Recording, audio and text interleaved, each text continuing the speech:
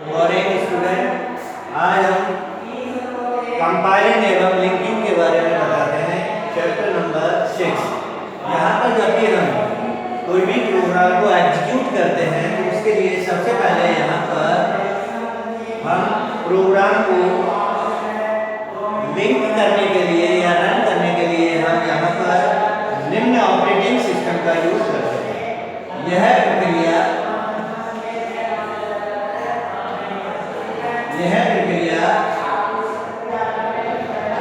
विभिन्न operating system पर निर्भर होती है।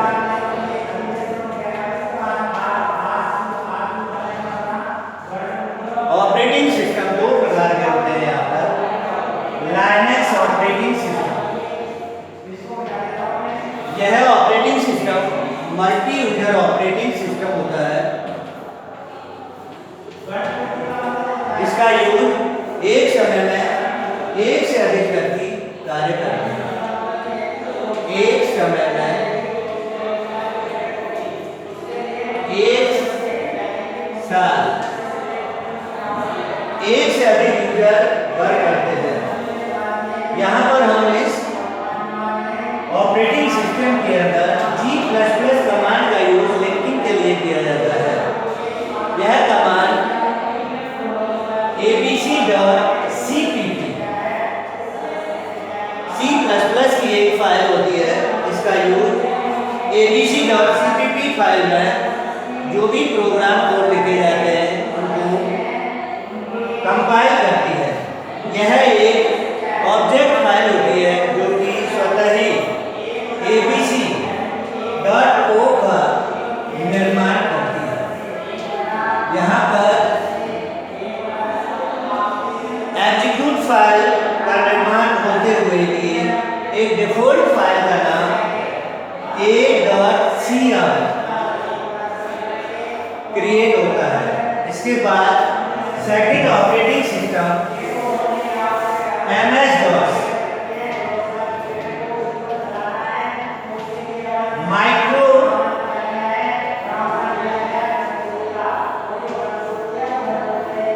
डिस्क ऑपरेटिंग सिस्टम, यह एक सिंगल यूजर ऑपरेटिंग सिस्टम है।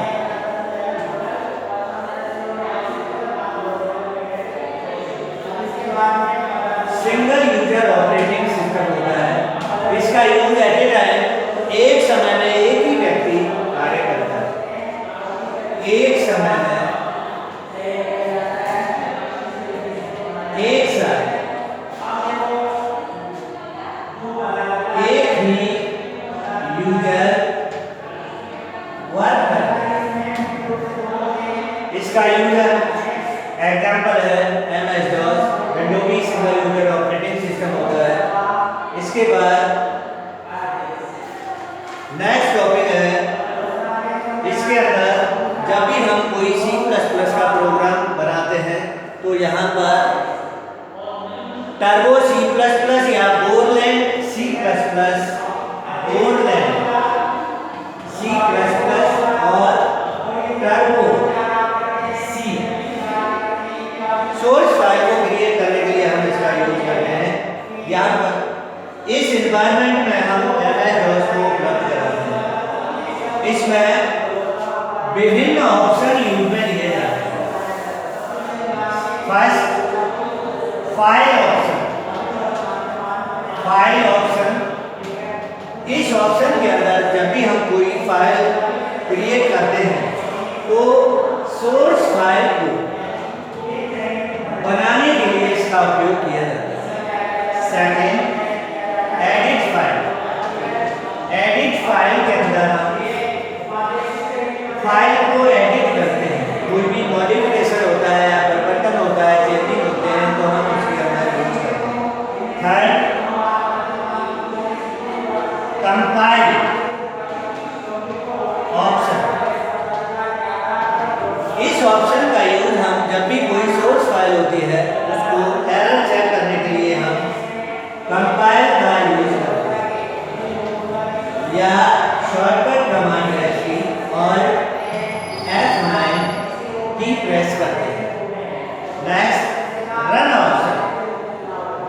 इसका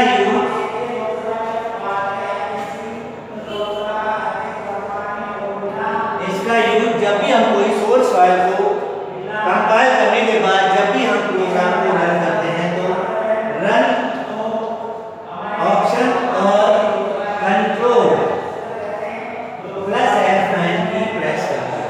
तो इस तरीके से हम हमारी कोई भी फाइल है उस फाइल को कंपाइल करने के साथ साथ हम उसको लिंक कर लेते हैं। यहाँ पर जब भी हम कोई प्रोग्राम को कंपाइल करते हैं तो प्रोग्राम में सोर्स फाइल के अंदर हम हेडर फाइल के रूप में IOStream.h प्री प्रोसेसर या डायरेक्टेड फाइल का यूज करते हैं। अब नेक्स्ट टॉपिक आता है आपका C++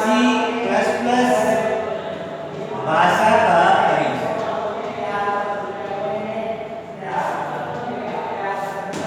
C++ भाषा यह एक ऑब्जेक्ट ओरिएंटेड लैंग्वेज होती है। ऑब्जेक्ट ओरिएंटेड लैंग्वेज होती है।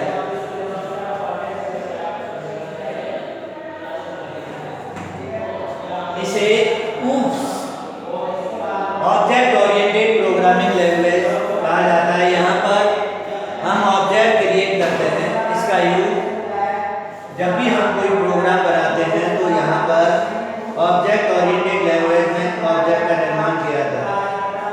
इस भाषा को C भाषा से विकसित किया गया है, इसलिए इस भाषा को एडवांस वर्जन ऑफ C कहा जाता है। इस भाषा की खोज 1979 में वर्न स्ट्राउस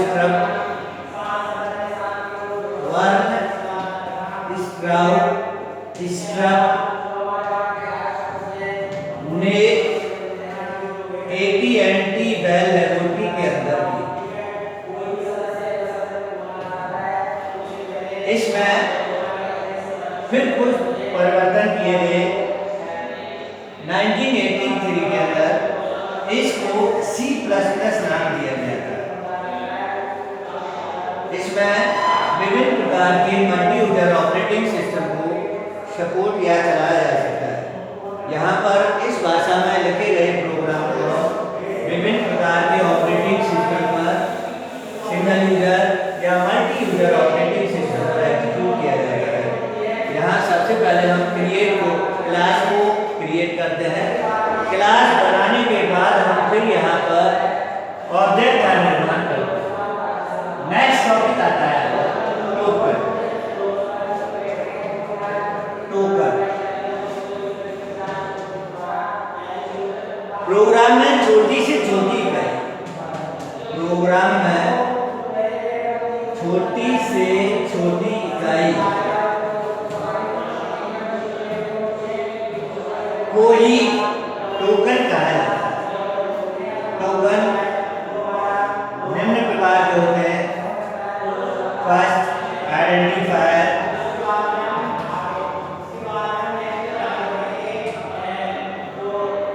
कीवर्ड्स, कांस्टेंट, स्ट्रिंग आदि। यहाँ पर हम अगर टोकन को डायग्राम के द्वारा इस तरीके से यदि इंडिकेट किया जाए तो यहाँ पर जब भी हम कोई क्रिएट करेंगे तो यहाँ इनको आइडेंटिफायर,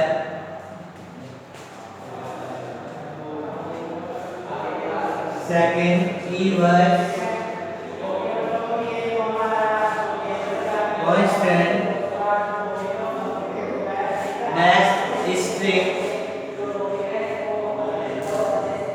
मतलब यह है कि आप कोई भी स्टेटमेंट लिखते हैं तो यहाँ पर ऐसा कोई भी स्टेटमेंट नहीं है जिसमें कोई टोकन नहीं है। इसलिए हम कह सकते हैं कि प्रोग्राम में छोटी से छोटी इकाई, चाहे फॉर एग्जाम्पल यहाँ पर हम उदाहरण लेते हैं hash, include, less than IOStream.h, ये प्री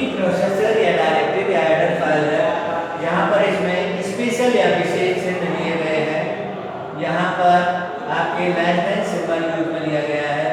यदि हम और कोई एग्जांपल लेते हैं तो इंट मैन फंक्शन, तो यहाँ पर इंट भी एक डाटा टाइप है, कीवर्ड्स है, इसका यूज हम कर सकते हैं। तो इस तरीके से हम कह सकते हैं कि प्रोग्राम की छोटी से छोटी इकाई को फ्लोबट कहा जाता है।